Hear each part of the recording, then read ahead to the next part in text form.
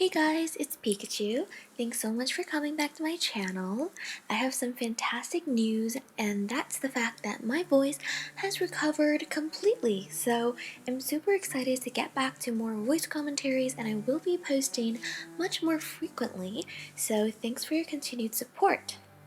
Today's game is going to be a game commentary on a rank match that I played yesterday.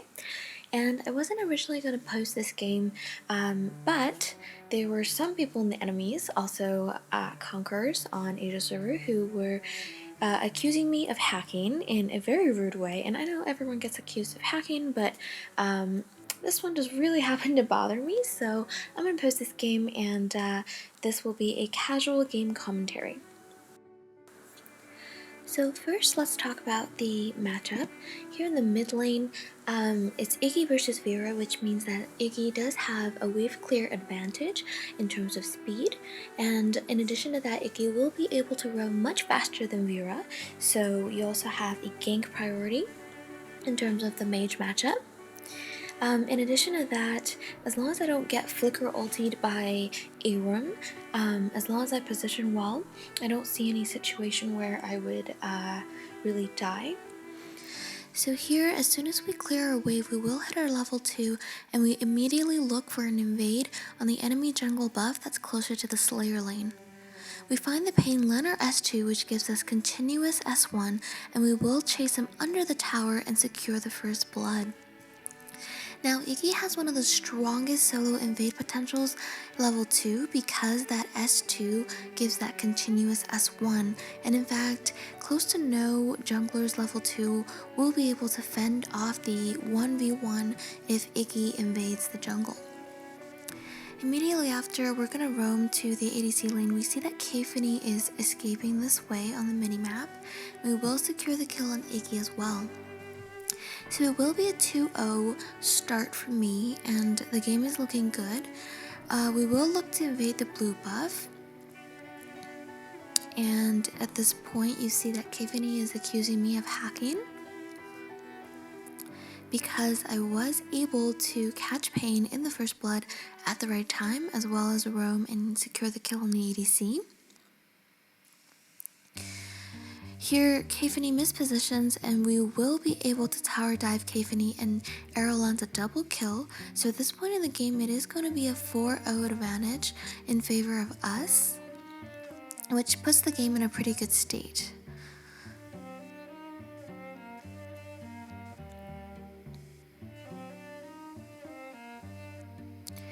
So here we will use our ulti to not only clear the wave, but also poke a little bit, and we do fend off the 3-man mid pressure, which allows the ADC lane to push a little bit under the tower.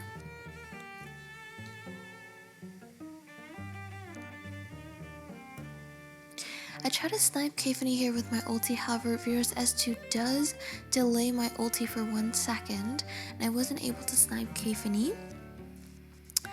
And Kafani here is still very upset and thinking that everyone is hacking.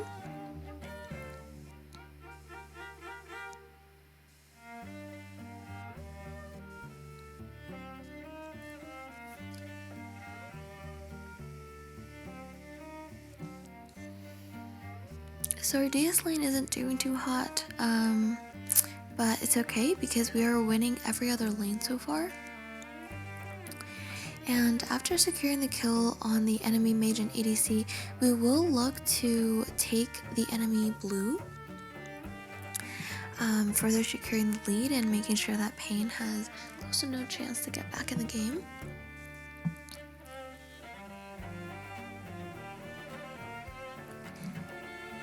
So here Kafani says, play game and with hack and use YouTube. Which is one of the reasons why I'm posting this game. And here we're going to look for a roam on Arthur in the DS lane. However, we are only able to get a little bit of poke, but before we leave, we will use the ultimate just to poke Arthur a little bit more, helping out our DS laner who's having a hard time.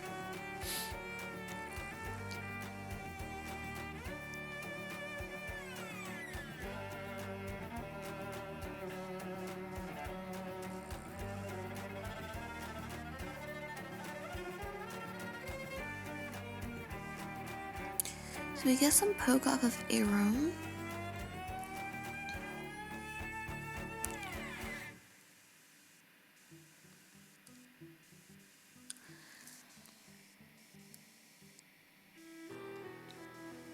And I do miss my ultimate there because I expected them to position a little more behind than they did, but that's okay.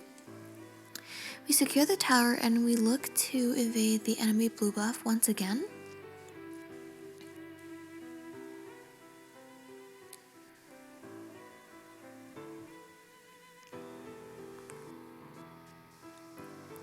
It's important to try to go back and clear your way whenever it's possible. A couple of engages there, I mean, that engage in the ADC lane, it wasn't very necessary. In fact, it is a little bit overextending. And so here we are outnumbered. And I do burn my flicker to get out of range for Pain, but I turn around in my ultimate and I do snipe Pain. And it ends up being a 1v1 trade for both teams' junglers.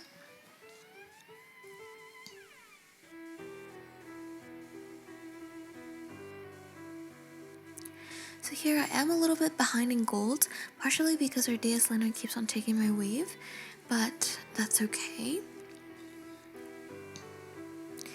And, you know, as the wave is pushing under the tower, you know, Iggy can really assert a lot of pressure just through the continuous poke, especially if the support steps up for even 1 second.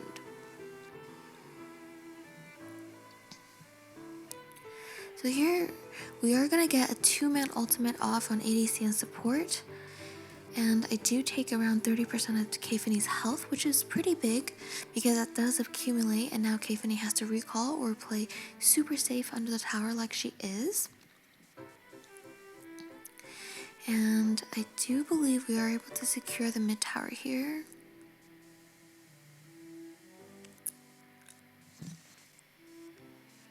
And there we do.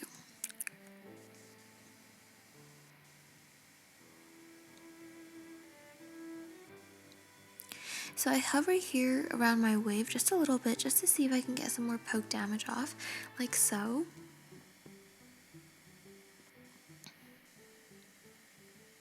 And I will get another 2-man ulti off for some extra poke.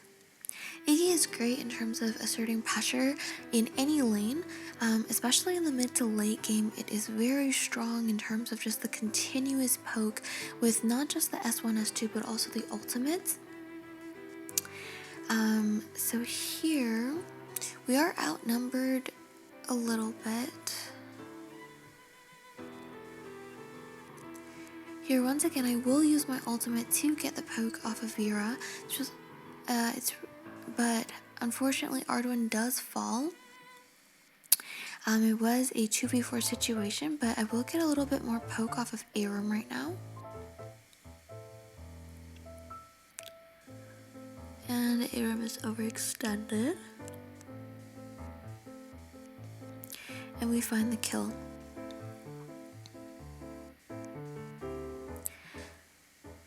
So we have a huge advantage in terms of our towers, and we are putting a lot of pressure. So here I thought that Pain would actually go for me, but he didn't, which is why I placed the ultimate much closer to me than further away. But that interaction, Pain actually could have killed me if he did go for me, so that's why I went ahead and pre-ordered the Arctic Orb. Because given our team comp, there isn't a lot that the team can do to save me if I were to misposition and give Pain an opening like that again. So I will prioritize the Arctic Orb early.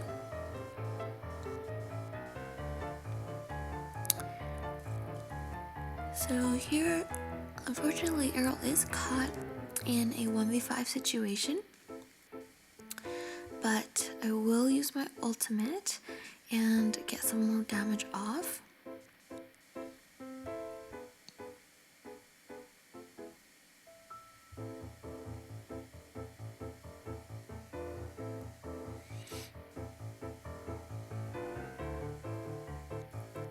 And now knowing that I have Arctic Orb, I will be able to play a little more aggressively in terms of my positioning.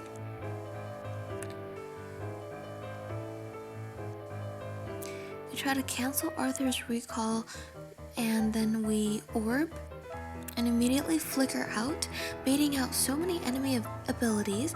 Pain does dive the backline and gets deleted. I will pop my ultimate one more time, and it will end up being a 3-for-0 trade.